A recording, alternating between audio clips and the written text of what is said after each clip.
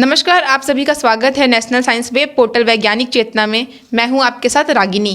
देश का औद्योगिक केंद्र जमशेदपुर से करीब 3-4 किलोमीटर की दूरी पर बसा है बागबेड़ा पंचायत का ग्रामीण क्षेत्र, वह भी खरकाई नदी के किनारे। पर गर्मी की शुरुआत ने ही यहाँ के निवासियों का जीवन बेहाल कर दिया है। वैसे जल संकट के मामले में देश और दुनिया की स्थिति भी काफ़ी अच्छी नहीं है। नीति आयोग की एक रिपोर्ट के अनुसार सन 2030 तक देश की लगभग 40% लोगों तक पीने के पानी की पहुंच खत्म हो जाएगी। बागबेड़ा एवं आसपास के क्षेत्रों में गहराते जल संकट के विषय पर बात करने के लिए इस वक्त हमारे साथ मौजूद है बागबेड़ा क्षेत्र की सामाजिक कार्यकर्ता कांता सरकार। तो आइए इस विषय पर इनसे हम कुछ बातें करते हैं। मैम, आपका वैज्ञानिक चेतना में हार्दिक स्वागत है। धन्यवाद। जोहार। मैम, काफ़ी लंबे समय से बागबेड़ा क्षेत्र जल संकट से काफ़ी जूझ रहा है, तो आपकी नज़र में इसकी क्या वजह हो सकती है? देखिए, ये बात तो सच है। हम खुद यहाँ 40 साल से हैं। हमारी शादी 82 में हुई है, तो इस तरह से मैं यहाँ की बहू 40 साल से हूँ। तो चूँकि यह क्षेत्र जो है बागबेड़ा क्षेत्र आपका पूरा नदी के किनारे का क्षेत्र पड़ता है और चूँकि शहर से सटा हुआ भी है। शहर से सटा होने के बावजूद भी लोगों में जागरूकता की कमी पाई जाती है। जो इस क्षेत्र के लोग हैं पूरी तरह से नदी पर डिपेंडेंट है, नदी पर आश्रित है। पुराने समय से ही लोग, काफ़ी समय से लोग पूरी तरह से नदी के पानी से ही सारा काम करते हैं।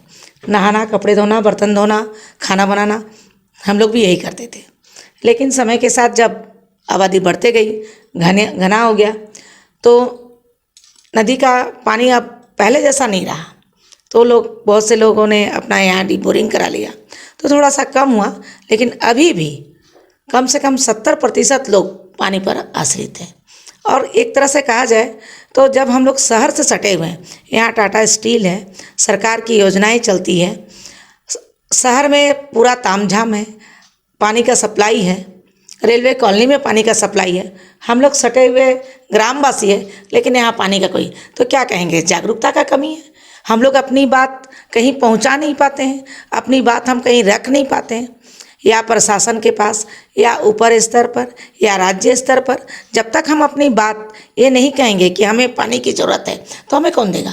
हम लोग खुद ही एक तरह से नदी पर आश्रित। मैम, देखा जाए तो इस क्षेत्र में अधिकतर महिलाएं कामकाजी है, वो डेली अपनी रोजी रोटी के लिए बाहर निकलती है। तो पानी की किल्लत का उनके जीवन पर क्या असर पड़ता है, या उनके कामकाज पर कितना प्रभाव डाल रहा है? बहुत असर पड़ता है। बिना पानी का तो कोई काम ही नहीं हो सकता है। क्योंकि ये सवाल आपने उठाया है तो बहुत अच्छा मौका मिला है कि सभी इस आवाज़ के साथ ही जागें। देखिए, यहाँ वो चाहे रेजा का काम करती हूँ, चाहे किसी के घर का काम करती हूँ, या टीचर का काम करती हूँ, या कहीं किसी भी स्तर या किसी कार्यालय में काम करती हूँ, पर कहा जाए तो 80% महिलाएं अब रोजगार के से जुड़ी हुई हैं और 80% महिलाओं को घर से बाहर निकल करके काम करना पड़ता है हर क्षेत्र में सवेरे से। तो आप सवेरे से ज़रूरत को देखिए। सवेरे उठते साथ लोगों को मुंह धोने से लेकर, नहाने से लेकर, शौचालय से लेकर के कपड़े धोने से, खाना बना, प्रत्येक चीज़ पानी से होता है। हर चीज़ में पानी का ज़रूरत होता है। तो ऐसा स्थिति में जहाँ पर नदी पर डिपेंडेड है, तो अगर कपड़े धोने जाएगी महिला तो कितने देर में लौटेगी और कैसा वो ड्यूटी करेगी? तो क्या उनका मानसिक स्थिति होता होगा?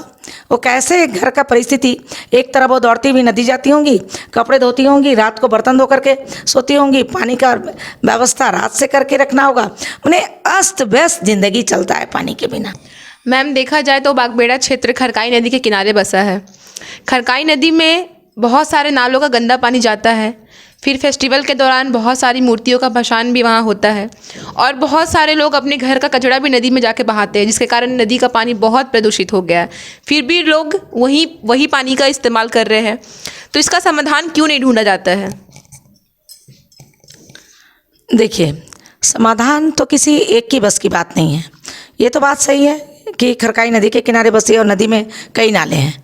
एक तो आपका रेलवे का नाला गिरता है, कुछ आगे जाने पर आपको तुरामडी माइंस से भी निकलता यूरेनियम वाला वो नाला भी गिर रहा था। श्राद्ध होता है, लोग गंदे कपड़े उसमें गिरा देते हैं, कचड़े गिरा देते हैं, उसके बाद कुछ लोगों को तो ये भी देखा जाता है कि अगर कोई कुत्ता मर गया, कुछ मर गया, तो वो भी नदी किनारे में ले जा करके फेंक देते हैं। तो पूरी तरह से दूषित तो होता है। इसके बावजूद कोई ये नहीं है कि माने कोई दूसरा रास्ता ही नहीं है कि लोगों के पास कि वो आखिर जाए कहाँ का पानी इस्तेमाल करे, कहाँ जाए नहाने के लिए, कपड़े धोने के लिए कहाँ जाए, बर्तन धोने के लिए कहाँ जाए। वो साथ ही साथ लोग यही पानी को पीते भी हैं। अगर पाइप आज जो हम मतलाडी से जो पानी देखते हैं, कुछ लोग अपने घरों में सप्लाई के द्वारा पानी आ रहा, तो वो तो आखिर अशुद्ध पानी ही है, उसको तो वाटर ट्रीटमेंट के द्वारा शुद्ध नहीं किया गया है, ये मैंने रॉ वाटर ही आ रहा।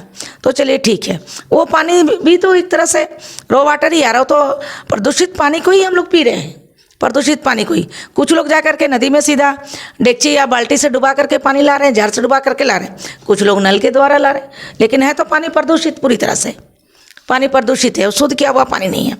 लेकिन उपाय क्या है इसका? कोई तो रास्ता नहीं, कोई समाधान नहीं है। इसका तो समाधान ढूंढना पड़ेगा। इसके समाधान के लिए हम लोग को तो अब पंचायत स्तर, जिला स्तरीय और राज्य स्तरीय सरकार के पास ही बात उठाना पड़ेगा। अब उसको आप अपनी आवाज़ लिखित और मौखिक जिस तरह भी उठाना होगा, बिना सरकार की योजना के सिवा तो कोई उपाय है नहीं। मैम, जैसे कि आप देख रहे हैं पीछे बहुत ही गंदगी है, नदी बहुत ही प्रदूषित पानी हो चुका है, उसके बाद भी आप लोग यहाँ पर नहा रहे हैं, तो आप लोग ऐसा नहीं लगता कि ये आपके स्वास्थ्य के लिए बहुत ही हानिकारक साबित हो सकता है? तो क्या करें, मजबूरी में नहाना पड़ रहा है, सुविधा नहीं है, इसके वजह से ही नहीं है। किसी को अगर शौक थोड़ी लगता है कि इतना गंदगी पानी में आकर नहाएं। बच्चे लोग को छोड़ के, छोटा बच्चे लोग को छोड़ के घर में छोड़ कर आए हैं। देवंती लाला। आप यहाँ पर रोज़ नहाने के लिए आते हैं? हाँ, रोज नहाने आते हैं। पर देखा जाए तो पीछे पानी बहुत गंदा है, बहुत ही प्रदूषित पानी है। हाँ, तो हम लोग रोज नहाते हैं, यहाँ बर्तन उर्तन धोते हैं, सब कुछ करते हैं, सुविधा ही नहीं है पानी का, तो क्या करें? मतलब आप लोग के घर की तरफ पानी की कोई सुविधा नहीं है? नहीं, आता है कभी बंद हो जाता है, तो ऐसा हम लोग क्या करेंगे? नदी आते हैं नहाने धोने के लिए, बर्तन कर्तन सब आते हैं, बाल बच्चा सब आता है नदी। यही जो देख रहे आप गंदा पानी नदी में जा रही है, यही पानी में हम लोग नहाते हैं, यही पानी खाना बनाते हैं, यही पानी में नहाते हैं, यही पानी पीते हैं, और घर में कोई पानी का सुविधा नहीं है। बाबू, आपका नाम? सरिता कुमारी। आपका? सोनम दास। आप लोग रोज़ यहाँ पे नहाने आते हो? हाँ। बट आप देख रहे हो जैसे पानी बहुत गंदा है पीछे, उसके बाद भी आप लोग नहा रहे हो, आप लोग को डर नहीं लगता कि तबीयत खराब हो जाएगा? घर में पानी नहीं है, घर में पानी नहीं है, इसलिए। घर में पानी नहीं है आप लोग का? मतलब आप लोग के घर पे पानी की कोई सुविधा नहीं है? नहीं। तो आप लोग के सारे परिवार यहाँ पर आके नहाते हैं? नहीं, कोई घर में नहाते हैं, कोई नदी में आके। तो आप लोग कपड़ों पे यहीं धोते हो, सारा काम यहीं पे करते हो? हाँ। अगर आपको हमारा वीडियो पसंद आया है तो इसे लाइक एंड सब्सक्राइब जरूर करें और ज़्यादा से ज़्यादा लोगों तक शेयर भी करें। और हाँ, हमारे फेसबुक पेज को भी लाइक एंड शेयर करना ना भूलें। कैमरा पर्सन सीमा के साथ मैं रागिनी, धन्यवाद।